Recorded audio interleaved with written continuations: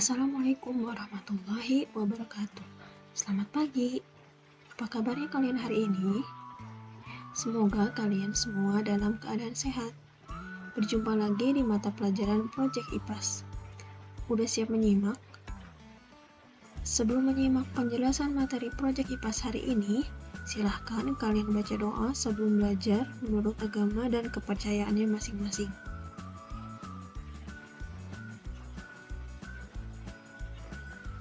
Semoga materi Project IPAS hari ini lebih mudah kalian pahami.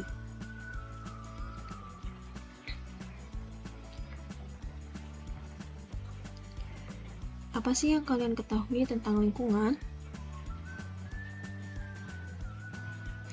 Menurut UNESCO tahun 2020, lingkungan adalah kombinasi antara kondisi fisika yang mencakup keadaan sumber daya alam seperti tanah, air, energi surya, mineral, serta flora dan fauna yang tumbuh di atas tanah maupun di dalam lautan dan interaksi yang terjadi di dalamnya. Lalu, komponen apakah yang membentuk lingkungan? Ada biotik, yaitu komponen hidup yang meliputi semua makhluk hidup, yaitu manusia, hewan, dan tumbuhan. Lalu ada abiotik, komponen yang tak hidup atau benda mati seperti air, udara, tanah, suhu, cahaya matahari, iklim, dan topografi. Apa sih fungsi lingkungan itu? 1. Penyedia sumber daya. 2. Mengasimilasi limbah. 3. Menopang kehidupan dengan menyediakan keanekaragaman hayati dan genetik. Dan memberikan layanan estetika seperti keindahan pemandangan. Pernahkah kalian menjumpai potret lingkungan seperti ini? Jika melihat potret lingkungan seperti ini, apakah lingkungan masih memberikan fungsinya dengan maksimal? Tentu tidak. Harapannya,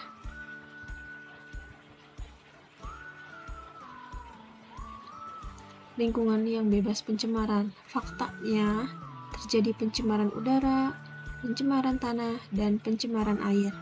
Jadi, ada perbedaan antara harapan dan fakta.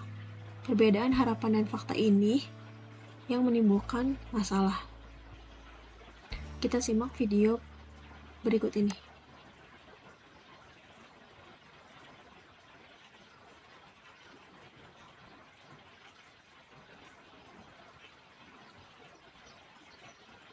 Limbah domestik atau hasil pembuangan oleh manusia masih menjadi penyebab utama pencemaran air Sungai Musi dan anak Sungai Musi. Salah satunya adalah sampah plastik, seperti yang terlihat pada aliran anak Sungai Sekanak ini. Masih banyaknya tumpukan sampah yang menggenang di permukaan air.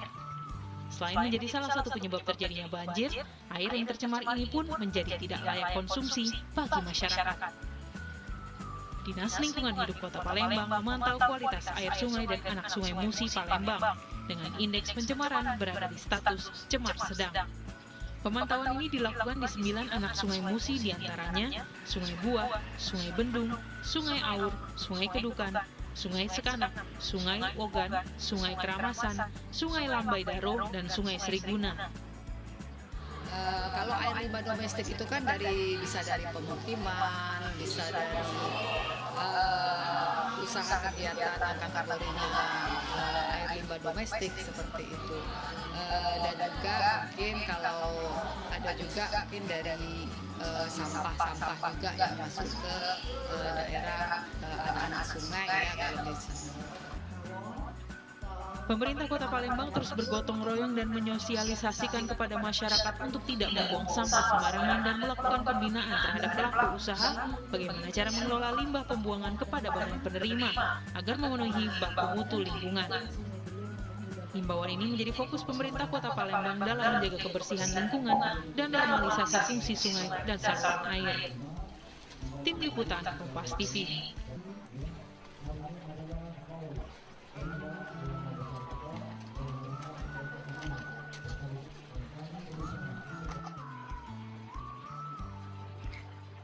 Nah, itu adalah salah satu contoh pencemaran lingkungan yang terjadi di Sungai Musi, Palembang.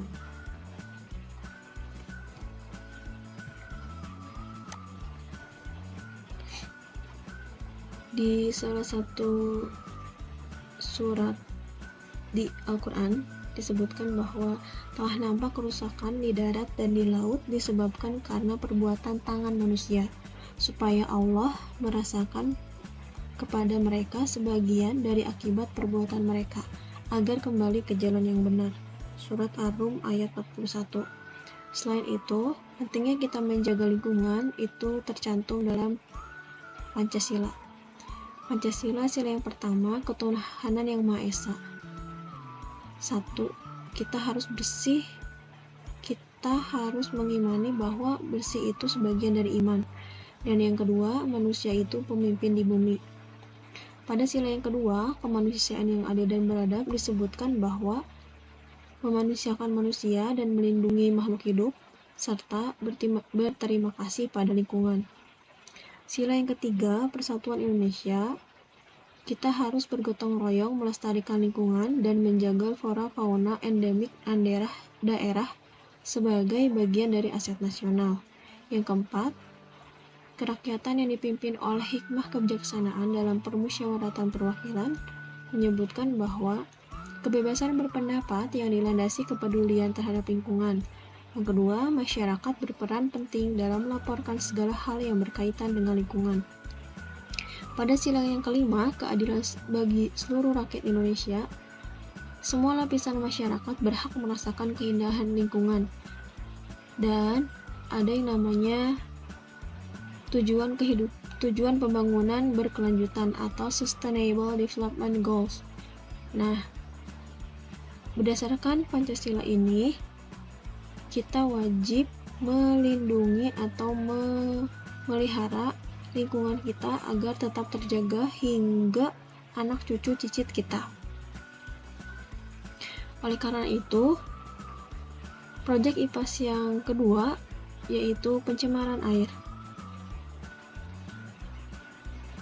Meskipun pencemaran itu ada berbagai macam, kita akan fokus pada pencemaran air saja.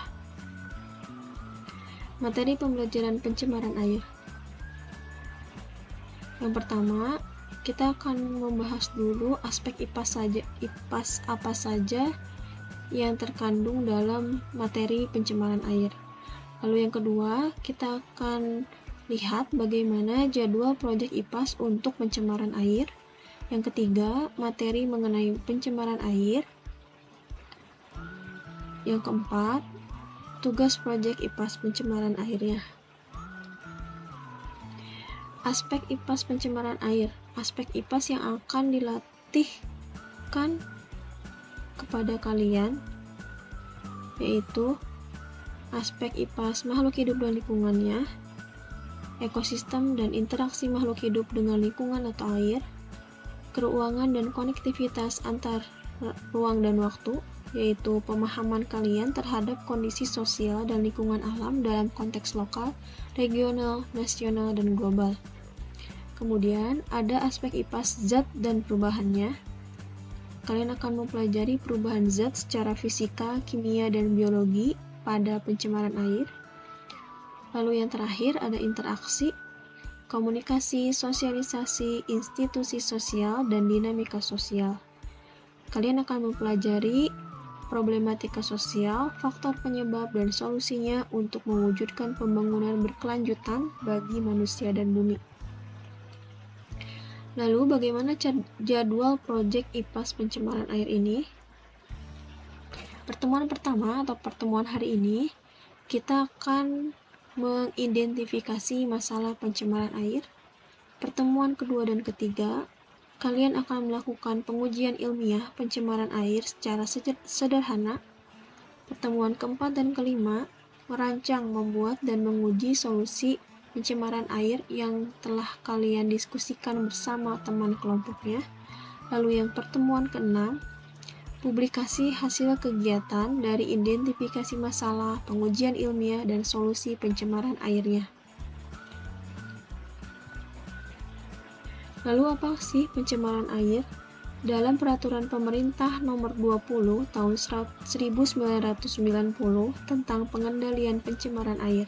Pencemaran air adalah masuknya atau dimasukkannya makhluk hidup, zat, energi, dan atau komponen lain ke dalam air oleh kegiatan manusia, sehingga kualitas air turun sampai ke tingkat tertentu yang menyebabkan air tidak berfungsi lagi sesuai dengan peruntukannya.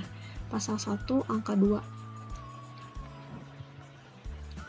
Lalu, apa saja sih sumber pencemar pada pencemaran air ini? Ada sumber pencemar langsung, yaitu sumber pencemaran yang berasal dari titik tertentu yang ada di sepanjang badan air penerima dengan sumber lokasi yang jelas, misalnya industri, tempat pembuangan akhir sampah, rumah tangga, dan lain-lain. Yang kedua, ada sumber pencemaran tidak langsung, kontaminan yang memasuki badan air dari tanah, air tanah, dan atau atmosfer berupa hujan. Misalnya, tanah dan air tanah mengandung sisa dari aktivitas pertanian, misalnya pupuk dan pestisida. Jenis bahan buangan dari sumber pencemar pada pencemaran air ada yang pertama padat, berbentuk padat, baik kasar maupun halus. Yang kedua, organik, dapat terurai oleh mikroorganisme. Jika dibuang sembarang, maka akan timbul bakteri patogen. Yang ketiga, anorganik, sulit terurai oleh mikroorganisme, misalnya timbal, kadmium, air raksa, krom, dan nikel. Yang keempat, ada olahan bahan makanan.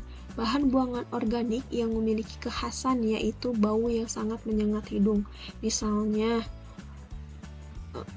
makanan seafood, jika dibuang di sembarangan tempat, maka akan menimbulkan bau amis pada lingkungan tersebut. Yang kelima, ada cairan berminyak, bahan buangan yang tidak dapat larut dalam air sehingga akan mengapung di permukaan perairan.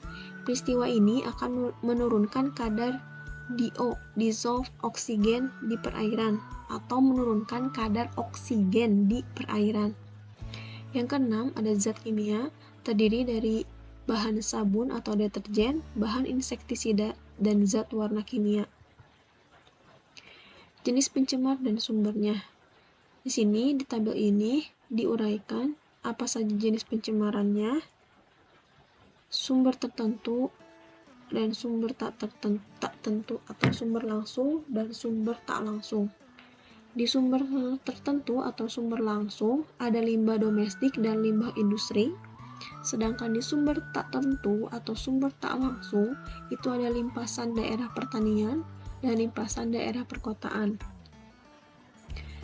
Nah, kalian bisa lihat ya, yang paling banyak jenis pencemarnya ada berasal dari sumber tertentu atau sumber langsung dari limbah industri. Pada limbah industri, ini jenis pencemarnya ada limbah yang dapat menurunkan kadar oksigen, nutrien, patogen, sedimen, garam-garam, logam yang toksik, bahan organik yang toksik, dan pencemaran panas. Jadi yang sangat berbahaya atau yang banyak sumbangsihnya pada pencemaran air ini adalah limbah industri. Lalu, apa sih indikator pencemaran air? Yang pertama, pengamatan secara fisik bisa dilihat dari tingkat kejernihan air, perubahan suhu, warna, bau, dan warna. Yang kedua, pengamatan secara kimiawi, derajat keasaman air atau namanya pH, zat kimia yang terlarut, timbulnya endapan dan koloidal. Yang ketiga, pengamatan secara biologis, terlihat ada tidaknya bakteri patogen atau mikroorganisme yang sejenis. Lalu apa sih dampak pencemaran air itu? Bisa kehidupan biota air bisa terdampak. Yang pertama, menurunkan kadar oksigen yang terlarut dalam air, dan dua, kehidupan biota perairan itu bakal terganggu. Yang kedua, kualitas air tanah akan rusak. Polutan akan meresap ke dalam tanah melalui pori-pori tanah yang menyebabkan gangguan terhadap kualitas air minum. Yang ketiga, Dampak pencemaran air terhadap kesehatan. Air merupakan media penyebaran penyakit. Jadi, jika terjadi pencemaran air, maka lebih cepat atau lebih banyak orang yang akan sakit. Lalu ada estetika lingkungan, akan berdampak. Penumpukan limbah mengganggu sanitasi dan kesehatan di pemukiman penduduk. Sekitar tempat pembuangan limbah akan menjadi licin. Nah, ini jenis penyakit air beserta bawaannya. Penyakit yang ditimbulkan akan diare, hepatitis, polio,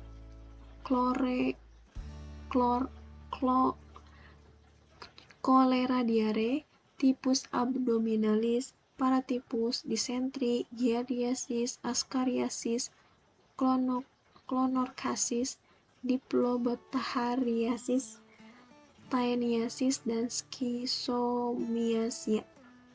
Ini berbagai jenis penyakit yang ditimbulkan oleh pencemaran air. Lalu, bagaimana lembaga kerja peserta didik pencemaran air ini? Yang harus kalian kerjakan secara berkelompok. Satu kelompok terdiri dari 3 siswa. Nah, di LKPD ini kalian harus menuliskan kosakata baru yang baru kalian dengar atau baru kalian ketahui setelah menyimak penjelasan mengenai pencemaran air tadi. Misal, ada nih kosakata baru bernama genetik. Apa sih genetik itu? Kalian deskripsikan, yaitu informasi yang dimiliki setiap sel makhluk hidup yang dapat diwariskan kepada keturunannya. Nah, kalian wajib mencari kosakata baru sebanyak 10 pada materi yang telah dijelaskan sebelumnya. Lalu, di sini kalian akan mengidentifikasi masalah. Kamu akan menganalisis fakta dan masalah-masalah yang terkait dengan lingkungan, baik lokal, regional, dan global. Contoh, faktanya, ada 18% populasi manusia di dunia mengalami kesulitan dalam mengakses air bersih. Jika faktanya seperti itu, bagaimanakah masalah yang akan timbul? Maka kalian analisis, masalah yang akan timbulnya adalah masih banyak orang yang kekurangan air bersih untuk menjalankan kehidupan sehari-hari. Jika ada masalah, pasti dong ada yang namanya dampak dari masalah tersebut. Nah, di sini kalian wajib banget menganalisis dampak masalahnya, baik dari aspek ekonomi, sosial, dan lingkungan. Saya ambil contoh dampak masalahnya terhadap aspek ekonomi, yaitu menurunnya standar kehidupan. Untuk mempertahankan operasional sekolah, restoran, rumah sakit, hotel, dan berbagai bisnis lainnya membutuhkan air bersih agar kebersihan dan kesehatan terjaga. Jika hal tersebut terganggu, tentu akan memberikan dampak kerugian ekonomi yang sangat besar. Nah, nanti kalian di LKPD-nya harus menganalisis apa masalah yang akan terjadi dan bagaimana dampak masalah tersebut terhadap aspek ekonomi, sosial, dan lingkungan. Nanti sudah diberikan fakta-fakta yang harus kalian analisisnya. Kemudian, secara berkelompok juga, nanti kalian akan mendapati suatu teks bacaan. Teks bacaan itu kalian wajib mengidentifikasi masalahnya, faktanya, masalah yang akan kamu selesaikannya, dan buat beberapa solusi untuk masalah tersebut. Berarti kalau buat beberapa, lebih dari satu ya solusi untuk masalah tersebut. Lalu pilih satu solusi terbaiknya. Nah, setelah itu kalian harus fokus masalah pencemaran air. Identifikasi salah satu pencemaran air yang terkait dengan masalah pemanfaatan lahan, masalah air bersih, atau masalah pengelolaan air bersih di lingkungan sekitarmu. Carilah informasi melalui studi kepustakaan, survei, ataupun observasi di lingkungan tempat tinggalmu. Kumpulkan data sebanyak-banyaknya. Nah, jadi kalian ambil satu masalah mengenai pencemaran air di lingkungan tempat tinggalmu. Lalu yang kedua, kamu analisis penyebabnya apa, lalu sumber pencemarnya apa, jenis bahan buangannya apa, indikator pencemaran airnya apa, lalu dampak masalahnya itu seperti apa pada lingkungan sekitarmu.